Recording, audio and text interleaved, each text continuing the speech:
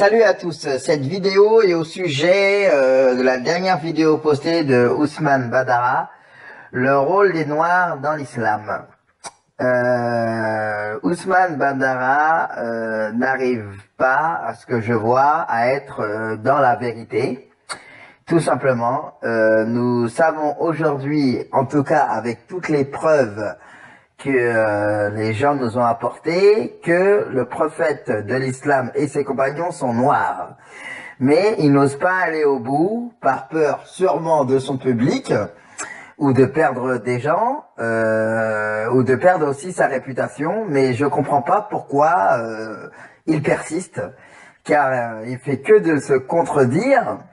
Donc Ousmane, il serait temps d'arrêter de mentir aux gens et de te consacrer à toi. Et voilà, nous n'avons pas besoin de savoir que tu lis le Coran, que tu apprends l'arabe par rapport au Coran, ou que tu fasses le modeste en disant tout simplement que je n'ai pas le niveau, et ensuite tu donnes des avis erronés et au final tu trompes les gens. Donc dans ce cas-là, je t'inviterai quand même à être courageux et arrêter ce sujet et de rester dans ce que tu sais faire le mieux.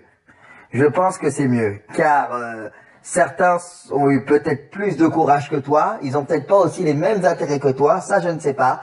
En tout cas, il y en a qui se sont réellement mouillés pour la vérité, donc s'il te plaît, ne sois pas là pour la travestir. N'hésitez pas à vous poser toutes les questions, parce que c'est à travers la certitude que vous allez aimer Dieu, que vous allez ne plus avoir peur sur cette terre. Tout le monde peut parler, vous n'allez pas avoir peur. Je lance un défi à qui veut. Linguiste, juriste, imam, scientifique, louraoui, muhaddith, venez, il n'y a pas de souci. D'accord. Il y a d'autres versions qui disent que Omar ibn al-Khattab, il avait des origines noires. Que se passe-t-il, Ousmane? Tu bégayes, car tu connais la vérité, mais tu as peur de perdre ton public. Donc tu t'efforces de te mentir à toi-même. On le voit très bien, tu souffres à le dire. Pourquoi te faire autant de mal, franchement? D'accord.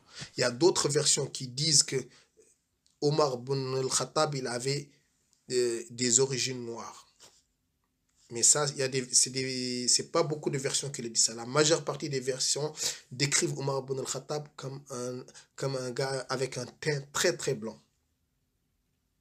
Il faut dire la vérité, il ne faut pas aller voler l'histoire des gens. Je suis d'accord avec le frère Soudan Massina. Je suis d'accord avec le frère Soudan Massina. Je suis d'accord avec le frère Soudan Massina quand il dit que le grand calife Omar ibn al-Khattab a été décrit comme noir. Je suis d'accord. En tout cas, il y a plein de versions qui le disent. Mais ça, c'est pas beaucoup de versions qui le disent ça. La majeure partie des versions décrivent Omar ibn al-Khattab comme un gars avec un teint très très blanc. Ah bon, tu changes d'avis maintenant? La peur commence à t'envahir à ce point-là? Mais dans ce cas, pourquoi reviens-tu sur ce sujet? Pourquoi tu te mens et tu mens à toi-même? Et tu essaies de dénigrer les gens sournoisement, comme si on ne le voyait pas. Nous allons voir combien de personnes qui connaissent la science du hadith, ce que tu ne connais pas, car c'est toi-même qui le dis, affirment avec toutes les sources les plus authentiques et véridiques que Omar ibn Khattab était un homme très noir de peau. Pourquoi tu veux mentir, Ousmane? Car nous allons franchir le pas aujourd'hui. J'avais un peu de respect pour toi, mais tu n'es qu'un menteur. Tu ne fais que mentir. Tout le monde peut parler, vous n'allez pas avoir peur. Je mets au défi le monde musulman tout entier. Tout le monde peut parler, vous n'allez pas avoir peur. Je mets au défi le monde musulman tout entier de me ramener une chaîne de transmission aussi véridique que celle-là. حدثنا عفان حدثنا حماد بن سلمى أخبرنا علي بن زيد عن عبد الرحمن أبي بكر الأسود بن سريع. Le compagnon a décrit Omar ibn Khattab ayant atteint extrêmement noir d'Alma en arabe. C'est plus noir que Bilal. Plus noir que Bilal. Décrivent Omar ibn al-Khattab comme un gars avec un teint très très blanc. C'est pour ça que je concède le fait aux frères que Omar était une personne excessivement foncée. Ça restait un arabe d'origine, mais son apparence était plus foncée que Bilal. Sayyidina Bilal, ça, il n'y a même pas à parler là-dessus. Noir, 1000%. Décrivent Omar ibn al-Khattab comme un gars avec un teint très très blanc. Or que Omar était plus noir que Bilal. On avait des noirs comme... Sayyidina Bilal, ça, il n'y a même pas à parler là-dessus. Tout le monde connaît Bilal comme... Hein? Omar ibn Khattab. Omar ibn Khattab était plus noir que le noir.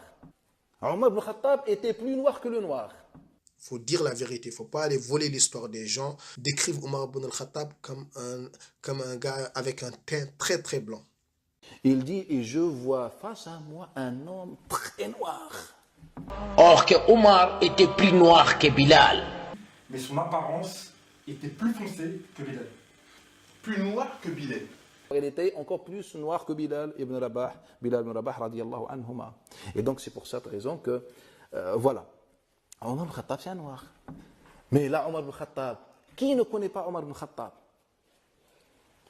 Jusqu'au jugement dernier, il y aura des gens qui diront radiyallahu ala Omar ibn Khattab sur cette noire d'origine africaine, comme Bilal ibn Rabah et les autres.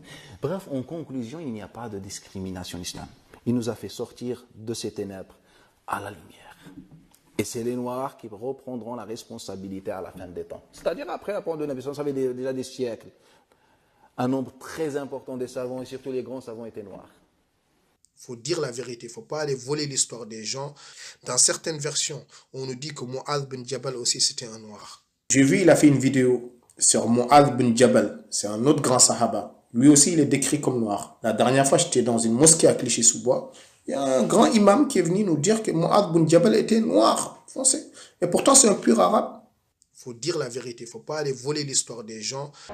Zayd ibn Thabit, le seul compagnon que son nom a été cité dans le Coran, le fils adoptif du prophète sallallahu alayhi wa sallam, était un noir.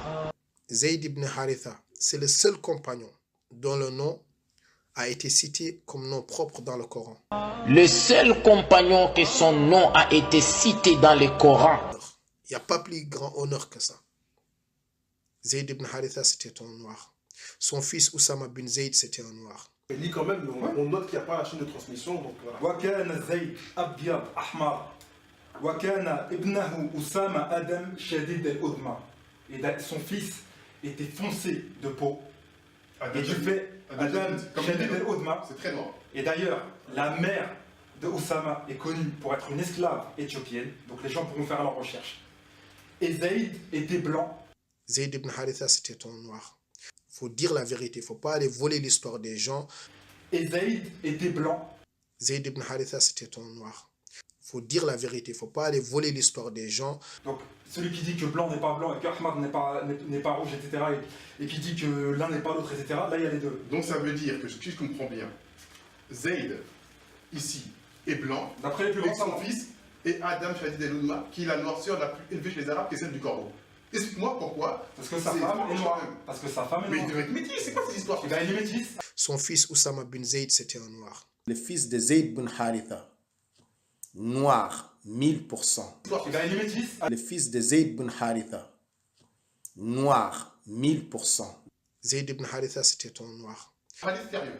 قال أخبرنا محمد بن عمر قال أخبرنا محمد بن الحسن أسامة بن زيد fils وعن أبيه وكان بين رسول الله صلى الله عليه وسلم وزيد بن حارثة 10 سنين الرسول صلى الله عليه وسلم أكبر منه وكان زيد رجلا قصيرا petit Adam شديد الأمة. Zayd ibn Haritha, c'était un noir. Le corbeau, la même noirceur que Bilal. Zayd ibn Haritha, c'était un noir. Adam شديد الأمة. Le corbeau, la même noirceur que Bilal. Sayyidina Bilal, noir, 1000%. Parce que c'est à travers la certitude que vous allez aimer Dieu, que vous allez ne plus avoir peur sur cette terre. Tout le monde peut parler, vous n'allez pas avoir peur. Donc, je suis d'accord avec le frère Sudan Massina quand il dit que Sayyidina Ali, l'imam Ali, était de peau mate. Lui, il parle de noirceur Ça, nous, on ne nous a pas appris ça. Or que Ali ibn Abi Talib était noir. Quand tu dis que Bilal est noir à 1000%, mais tu devrais dire la même chose pour Ali. Car Ali et Bilal ont été décrits de la même manière. Il n'y a pas de différence. Ils ont été décrits pareil. Je suis d'accord avec le frère Sudan Massina. Ben, pour conclure, une fois de plus, tu as encore effacé une vidéo que tu avais postée ce matin. Ousmane, ce sujet n'est pas pour toi. Retire-toi de ce sujet. Ça ne sert à rien. Continue tes affaires. Fais ce que tu as à faire. Laisse les personnes qui ont le courage de le faire, tout simplement. Les gens ont fait un travail de vérité. Ils se sont mouillés, ils se sont sacrifiés. Et toi, tu viens pour mentir et les calomnier. Et tu trouves ça normal. Et derrière, tu nous parles de Dieu, de la façon qu'il faut être. Il faut être sincère, etc., etc. Arrête de donner des leçons de morale si toi-même tu ne les respectes pas, Ousmane. D'accord? Je ne te veux aucun mal. Je te souhaite de faire ce qui est bon pour toi, mais ne rentre pas dans ce sujet. Car certains ont appris, ont travaillé et ont été prêts à affronter le monde pour cela. Et c'est pas parce que cette personne serait noire, que Soudan Massina serait noir, qu'il faudrait que tu aies du mal à accepter une vérité. Car nous avons l'impression que c'est cela qui se cache derrière ça. Mais que ça le soit ou pas, n'interviens pas si ce n'est pas pour dire la vérité dans tous les cas. Ben, je te souhaite une bonne continuation et oublie ce sujet. Oublie-le. Et c'est moi qui va te donner un conseil cette fois. Repens-toi, reste normal. Que tu l'acceptes ou pas, ne parle plus de cela et continue à faire ta musique ou à nous expliquer des choses sans aller sur le sujet des Noirs dans l'islam. Car ce sujet et la maîtrise de ce sujet n'est pas donnée à tout le monde. En tout cas, elle est donnée à ceux-là qui font l'effort d'aller à la recherche et d'essayer de comprendre les choses. Voilà, tout simplement. Je te souhaite que du bonheur et bonne continuation à toi. Salut.